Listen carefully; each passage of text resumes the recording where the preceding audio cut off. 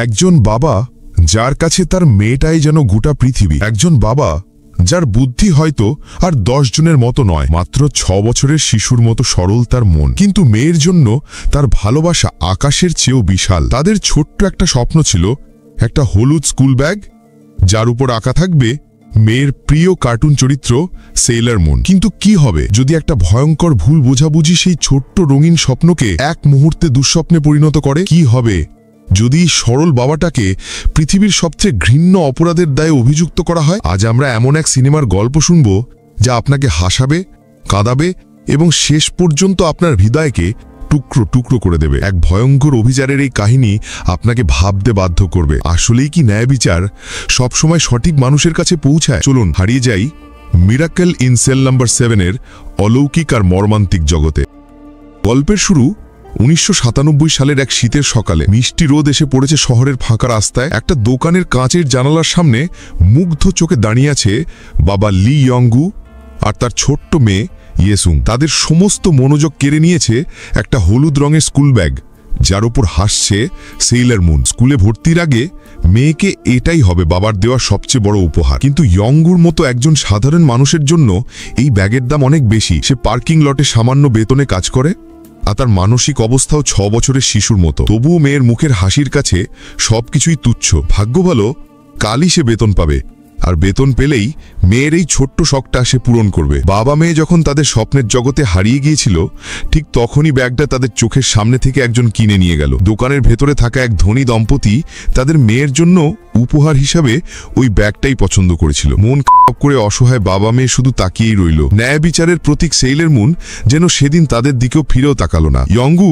একটি শপিং মলের পার্কিং লটে প্রহরী হিসেবে কাজ করত। কাজে যাওয়ার আগে প্রতিদিন তার বুদ্ধিমতী মেয়ে ইয়েসুং বাবার হাতে গরম জলের ফ্লাস্ক তুলে দিত আর বারবার মনে করিয়ে দিত, বাবা বেশি করে জল খাবে, দুপুরে রুটি না খেয়ে ভাত খাবে। বাবা মেয়ের এই ছোট্ট পৃথিবীটা ছিল ভালোবাসায় পরিপূর্ণ। একদিন দুপুরে ইয়ংগু যখন রুটি আর গরম জল দিয়ে লাঞ্চ সারছিল আর খুশিতে ডগমগ হয়ে তার সদ্য পাওয়া বেতনের টাকাগুলো একটার পর একটা গুনছিল, তখনই সেই ধনী দম্পতির মেয়ে জিয়ং তাকে দেখতে পায়। দয়া দেখিয়ে ছোট্ট মেয়েটি তাকে বলে যে এই সেইলার মুন ব্যাগ অন্য একটি দোকানেও পাওয়া যায়। এই কথা শুনে ইয়ংগুর চোখ আবার আশায় জ্বলে ওঠে। সে মেয়েটির দেখানো পথ ধরে একটি বাজারের দিকে ছুটে যায়। কিন্তু ছুটির দিন হওয়ায় বাজারের প্রায় সব দোকানই বন্ধ ছিল। হঠাৎ ঘটে যায় সেই মর্মান্তিক ঘটনা যা ইয়ংগুর জীবনকে চিরতরে বদলে দেয়। একজন পথচারী মহিলা দূর থেকে দেখেন জিয়ং নামে সেই ছোট্ট মেয়েটি বরফের ওপর রক্তাক্ত অবস্থায় পড়ে আছে, আর ইয়ংগু মরিয়া হয়ে তার প্যান্ট খোলার চেষ্টা করছে আর তাকে কৃত্রিম শ্বাস প্রশ্বাস বা সিপিআর দেওয়ার চেষ্টা করছিল। কিন্তু দূর থেকেই দৃশ্য দেখে যে কেউই ভুল বুঝবে। মহিলাটি ভয়ে আটকে ওঠেন। তিনি ভাবেন এই লোকটা মেয়েটিকে হত্যা করে তার সঙ্গে খারাপ কাজ করার চেষ্টা করছে। তিনি চিৎকার করে ছুটে পালিয়ে যান পুলিশকে খবর দিতে। সন্ধ্যা নেমে আসে। ছোট্ট ইয়েসুং বাড়ির দরজায় বসে অধীর আগ্রহে বাবার ফেরার অপেক্ষা করতে থাকে। একের পর এক বাস চলে যায়, কিন্তু তার বাবা আর ফেরে না। সে জানতই না তার সরল বাবা ততক্ষণে পুলিশের হাতে ধরা পড়েছে। তার বিরুদ্ধে অভিযোগ একটি শিশুকে ধর্ষণ আর হত্যা। পুলিশ স্টেশনের বাইরে সাংবাদিকদের ভিড়। ইয়ংগু কিছুই বুঝতে পারছিল না তার সাথে কি হচ্ছে বা তার অপরাধটা কি। তার মাথায় তখন একটাই চিন্তা, কখন সে বাড়ি ফিরবে আর তার মেয়ের মুখটা দেখবে। পরদিন পুলিশ যখন ইয়ংগুকে ঘটনাস্থলে নিয়ে যায় ঘটনার পুনর্গঠন করার জন্য, তখন সেখানে হাজারো মানুষের ভিড়। পুলিশ যা যা করতে বলছিল সরল ইয়ংগু ঠিক তাই করে দেখাচ্ছিল। সে বুঝতেও পারছিল না যে তার এই অভিনয় তাকে এক ভয়ঙ্কর ফাঁদে আটকে দিচ্ছে। উত্তেজিত জনতা তাকে দেখে শয়তান, খুনি বলে চিৎকার করছিল। মৃত মেয়েটির বাবা ভিড় ঠেলে এগিয়ে এসে ইয়ংগুর মুখের মাস্ক খুলে ফেলে, যেন সবাই এই নরপশুর চেহারা দেখতে পায়। ঠিক সেই মুহূর্তে পাশ দিয়ে যাচ্ছিল ছোট্ট ইয়েসুং। ভিড়ের মধ্যে সে তার বাবাকে দেখতে পেয়ে চিৎকার করে ওঠে, বাবা! মেয়ের গলা শুনে ইয়ংগুও ভিড়ের মধ্যে তার ছোট্ট পরীকে এক ঝলক দেখতে পায়। মুহূর্তের মধ্যে চারদিকে এক হৃদয় বিদারক দৃশ্যের জন্ম হয়। কান্না, চিৎকার আর মুষলধারে বৃষ্টি সবকিছু মিলেমিশে একাকার হয়ে যায়। কিছুদিন পর ইয়ংগুকে জোন্দানি বা কয়েদি নম্বর 5482 হিসাবে সোংনাম কারাগারে পাঠিয়ে দেওয়া হয়। প্রথম শুনানিতেই তাকে শিশু ধর্ষণ আর হত্যার অভিযোগে মৃত্যুদণ্ড দেওয়া হয়। কারাগারের ওয়ার্ডেন যখন নতুন কয়েদিদের নিয়মকানুন বোঝাচ্ছিলেন, তখনও ইয়ংগুর মাথায় শুধু তার মেয়ের চিন্তা। টেবিলের ওপর একটা ফোন দেখেই সে ছুটে যায় মেয়েকে একটা ফোন করার জন্য। কারারক্ষীরা তাকে আটকাতে এলে ওয়ার্ডেন অবাক হয়ে যান। তিনি দয়া দেখিয়ে ফোনটা ইয়ংগুর হাতে তুলে দেন। প্রত্যেকটা কারাগার যেন সমাজেরই একটা ছোট সংস্করণ। এখানেও আছে নিজস্ব নিয়ম, নিজস্ব ক্ষমতা। ইয়ঙ্গুকে পাঠানো হয় কারাগারে 7 নম্বর সেলে, যেখানে আরও 5 জন ভয়ঙ্কর কয়েদি ছিল। সেলের বস যখন জানতে পারে যে ইয়াঙ্গু একটি শিশুকে ধর্ষণ ও হত্যার দায়ে জেলে এসেছে, তখন সে প্রচণ্ড রেগে যায়। কারণ কারাগারের অলিখিত নিয়মে শিশুদের উপর অত্যাচার করা অপরাধীরা থাকে সবার ঘৃণার পাত্র। বস তাকে বেদম মারধর করে, কিন্তু যখন সে শোনে যে ইয়াঙ্গুর মৃত্যুদণ্ডের আদেশ হয়েছে, তখন সে কিছুটা শান্ত হয়। অন্যদিকে বাবাকে হারিয়ে ছোট্ট ইয়েসুংকে একটি অনাথাশ্রমে পাঠিয়ে দেওয়া হয়। সে বাড়ির দরজায় একটা ছোট্ট চিরকুট লাগিয়ে আসে, এই আশায় যে যদি কোনোদিন বাবা ফিরে আসে তবে সে যেন জানতে পারে তার মেয়ে কোথায় আছে। কারাগারের জীবনেও ঘটে যায় এক অদ্ভুত ঘটনা। 7 নম্বর সেলের বস গোপনে কয়েদিদের জন্য বিভিন্ন জিনিসপত্র পাচার করত। এই নিয়ে অন্য এক গ্যাং লিডারের সাথে তার শত্রুতা ছিল।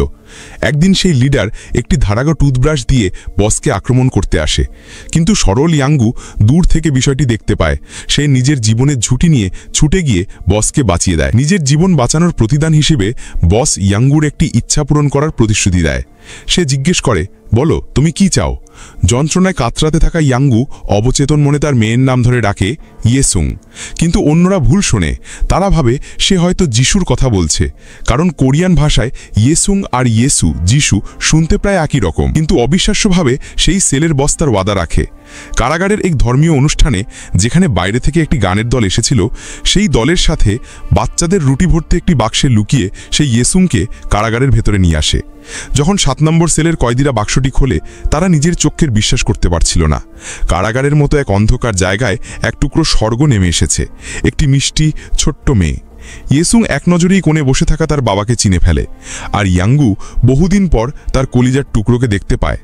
বাবা মেয়ে একে অপরকে জড়িয়ে ধরে অঝরে কাঁদতে থাকে। ছোট্ট মেয়েটি কাঁদতে কাঁদতে জিজ্ঞেস করে, বাবা তুমি আমাকে এখানে একা ফেলে কোথায় চলে গিয়েছিলে? এই প্রশ্নের উত্তর ইয়াঙ্গুর কাছে ছিল না। সে শুধু বারবার ক্ষমা চাইতে থাকে। এই আবেগঘন দৃশ্য দেখে সেলের বাকি ভয়ঙ্কর কয়েদিদের পাষাণ হৃদয়েও গলে যায়। কিন্তু তাদের এই আনন্দের মুহূর্ত ছিল ক্ষণস্থায়ী। পরিকল্পনা ছিল ইয়েসুং 2 ঘন্টা পর আবার গানের দলের সাথে বাইরে চলে যাবে, কিন্তু হঠাৎ করেই পাদ্রী অজ্ঞান হয়ে যাওয়ায় অনুষ্ঠান বাতিল হয়ে যায়। ইয়েসুং 7 নম্বর সেলেই আটকা পড়ে যায়। এখন কি হবে? যদি কারারক্ষীরা জেনে যায় তাহলে সবার কঠোর শাস্তি হবে। ছোট্ট ইয়েসুংয়ের আগমনে 7 নম্বর সেলের মতো নিরানন্দ আর ভয়ঙ্কর জায়গাটাও যেন একটা পরিবার হয়ে ওঠে। তার হাসি গানে পুরো সেল মুখরিত থাকে। কিন্তু এভাবে আর কতদিন? একদিন পরিষ্কার পরিচ্ছন্নতার কাজ করার সময় বস জানতে পারে পরশু আবার একটি ধর্মীয় অনুষ্ঠান আছে। সেই সুযোগে ইয়েসুংকে বাইরে পাঠানোর পরিকল্পনা করা হয়, কিন্তু যখন তারা লুকি অডিটোরিয়ামে পৌঁছয় তখন দেখে অনুষ্ঠান বাতিল করা হয়েছে। হতাশ হয়ে তারা ফিরে আসে, কিন্তু এর মধ্যেই ঘটে যায় আর এক বিপদ। ওয়ার্ডেন অনুষ্ঠানের ছবি দেখতে গিয়ে সন্দেহ করেন এবং হঠাৎ করেই কারাগারে তল্লাশি চালান। আর 7 নম্বর সেলে তিনি ইয়েসুংকে খুঁজে পান। প্রচণ্ড রেগে গিয়ে তিনি ইয়েসুংকে অনাথাশ্রমে পাঠিয়ে দেওয়ার এবং ইয়ঙ্গুকে নির্জন কক্ষে শাস্তি দেওয়ার নির্দেশ দেন। কিন্তু ভাগ্য যেন অন্য কিছুই লিখে রেখেছিল। 7 নম্বর সেলের এই ঘটনায় অন্য এক কয়েদি হিংসার বশে কারাগারের আর্কাইভ রুমে আগুন লাগিয়ে দেয়। ওয়ার্ডেন যখন আগুন নেভাতে যান তখন তিনি নিজেই আগুনের মধ্যে আটকা পড়েন। ঠিক সেই মুহূর্তে নিজের জীবনের কথা না ভেবে দয়ালু ইয়াঙ্গু আগুনের মধ্যে ঝাঁপিয়ে পড়ে ওয়ার্ডেনকে বাঁচিয়ে দেয়। পরদিন সকালে হাসপাতালে ওয়ার্ডেনের ফেরে তিনি জানতে পারেন যে কয়েদিটাকে তিনি সবচেয়ে বেশি ঘৃণা করতেন সেই সরল মানুষটাই তার জীবন বাঁচিয়েছে। এই ঘটনাটি ওয়ার্ডেনের মনে গভীর ছাপ ফেলে। তার মনে সন্দেহ জাগে, এত দয়ালু আর সরল একজন বাবা যে তার মেয়ের জন্য সবকিছু করতে পারে, সে কি করে একটা শিশুকে অমন নৃশংসভাবে হত্যা করতে পারে? তিনি গোপনে লি ইয়াঙ্গুর মামলার ফাইল আবার তদন্ত করতে শুরু করেন। আর ফাইল দেখতে গিয়ে তিনি চমকে যান। তিনি দেখেন যে মামলার স্বীকৃতি এমন সুন্দর আর সহজলীনা ভাষায় লেখা যা ইয়াঙ্গুর মধ্যে একজন মানসিক অসুস্থ মানুষের কক্ষে লেখা একেবারেই অসম্ভব। অন্যদিকে 7 নম্বর সেলের বন্ধুরা যখন মন খারাপ করে বসেছিল তখন একজন কারারক্ষী তাদের জন্য একটা বড় বাক্স নিয়ে আসে। বাক্সটি খুলতেই ভেতর থেকে বেরিয়ে আসে হাসি খুশি ইয়েসুং।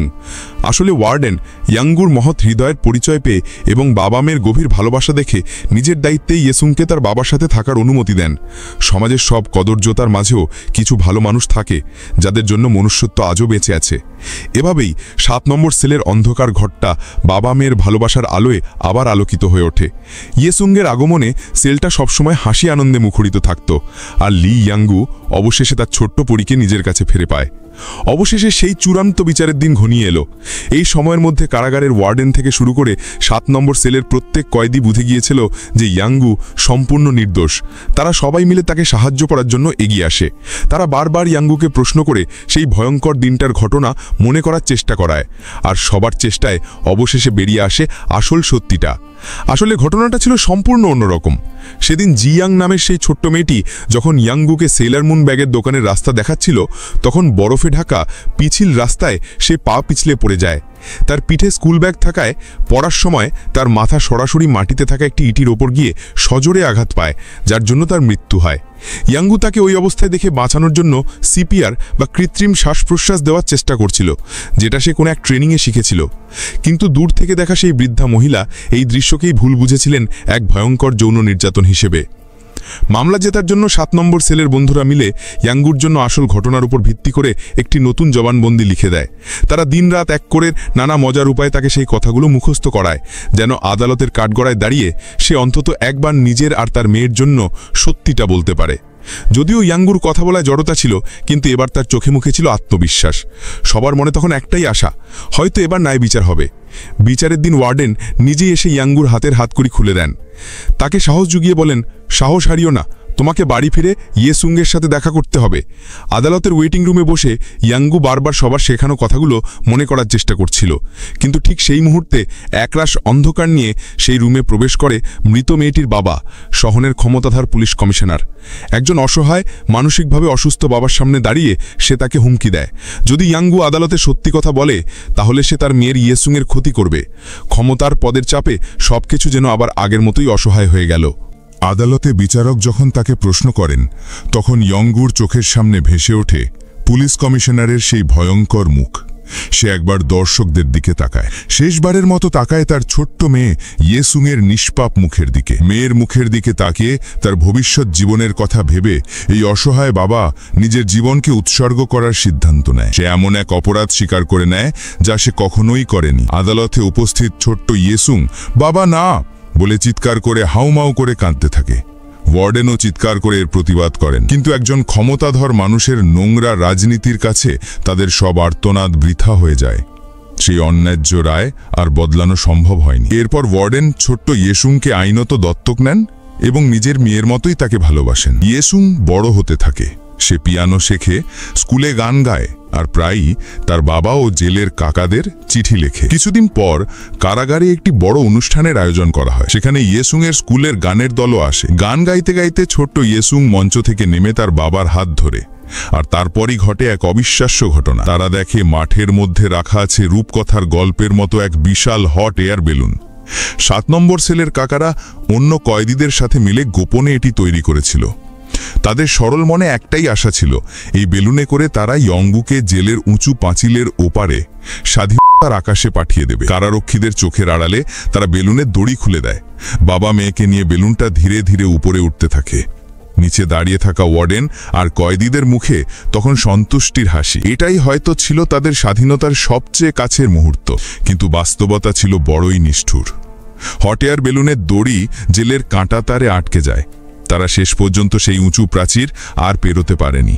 কিন্তু বেলুনের ভিতর বাবা মায়ের সব ভুলে একে অপরকে জড়িয়ে ধরে হাসছিল। কিছুক্ষণের জন্য হলেও তারা একসাথে মুক্ত আকাশে উঠতে পেরেছিল। অবশেষে মৃত্যুদণ্ড কার্যকরের সেই ভয়ঙ্কর দিনটা চলে এলো। ইয়েসুং সুন্দর জামা পরে বাবার সাথে শেষ খাবার খেতে বসেছে। 7 নম্বর সেলের কাকারা তার জন্য একটি জন্মদিনের কেক তৈরি করেছে। বাবা হিসেবে এটাই ছিল মেয়ের সাথে ইয়াঙ্গুর শেষ জন্মদিন পালন। ইয়াঙ্গু তার মেয়ের হাতে তুলে দেয় তার স্বপ্নের সেই স্কুল ব্যাগটি, যা কিনে দেওয়ার প্রতিশ্রুতি সে দিয়েছিল। বিদায়ের মুহূর্ত ঘনিয়ে আসে। ইয়াঙ্গু 7 নম্বর সেলের দরজায় দাঁড়িয়ে তার বন্ধুদের শেষবারের মতো ধন্যবাদ জানায়, যারা তাকে বিশ্বাস করেছিল এবং ভালোবেসেছিল। এরপর মেয়ের হাত ধরে সে এগিয়ে যায় সেই অন্ধকার করিডোরের দিকে। করিডোরের শেষে সে শেষবারের মতো তার মেয়েকে বুকে জড়িয়ে ধরে এবং দূরে যেতে যেতে মজার মুখভঙ্গি করতে থাকে, ঠিক যেমনটা তারা আগে করত। অন্ধকার ঘরের ভিতরে মৃত্যুর ঠিক আগ মুহূর্তে সেই সরল মানুষটা ভয়ে কাঁপতে কাঁপতে চিৎকার করে বলতে থাকে, আমি ভুল করেছি, আমায় ক্ষমা করে দিন, আমি ভুল করেছি স্যার, আমি দুঃখিত। বহু বছর পর সেই ছোট্ট ইয়েসুং আজ একজন সফল আইনজীবী। তার পালক বাবা অর্থাৎ সেই জেলের ওয়ার্ডেনের সাহায্যে সে তার মৃত বাবার মামলাটি পুনরায় চালু করে। আদালতের দর্শক আসনে সেদিন উপস্থিত ছিল 7 নম্বর সেলের সেই পুরনো বন্ধু এবং ওয়ার্ডেন। ইয়েসুং বিচারকের সামনে দাঁড়িয়ে সেদিনের সমস্ত ঘটনা তুলে ধরে এবং প্রমাণ করে দেয় যে তার বাবা সম্পূর্ণ নির্দোষ ছিল। অবশেষে বহু বছর পর আইন তার ভুল স্বীকার করে। লি ইয়ংগু নির্দোষ প্রমাণিত হন। রায় শোনার পর ইয়েসুং চোখ বন্ধ করে তার বাবাকে স্মরণ করে। সে হয়তো আজ শারীরিকভাবে নেই, কিন্তু তার মেয়ের হৃদয়ে সে চিরকাল বেঁচে থাকবে একজন নিষ্পাপ, সরল এবং পৃথিবীর শ্রেষ্ঠ বাবা হিসেবে। যদি আজকের গল্পটা আপনার হৃদয়কে একটুও ছুঁয়ে গিয়ে থাকে, যদি ইয়ংগু আর ইয়েসুংয়ের জন্য আপনার চোখে এক ফোঁটা জলও এসে থাকে, তাহলে আমাদের এই প্রচেষ্টা সফল। আমরা ভবিষ্যতেও এমন হৃদয়স্পর্শী গল্প আপনাদের সামনে তুলে ধরতে চাই। তাই দয়া করে আমাদের চ্যানেলটি সাবস্ক্রাইব করুন, ভিডিওটি লাইক করুন এবং আপনার বন্ধুদের সাথে শেয়ার করুন। আপনার একটি লাইক আর সাবস্ক্রাইবই আমাদের এগিয়ে যাওয়ার সবচেয়ে বড় অনুপ্রেরণা। সবাই ভালো থাকবেন এবং ভালোবাসার মানুষদের নিয়ে সুখে থাকবেন। ধন্যবাদ।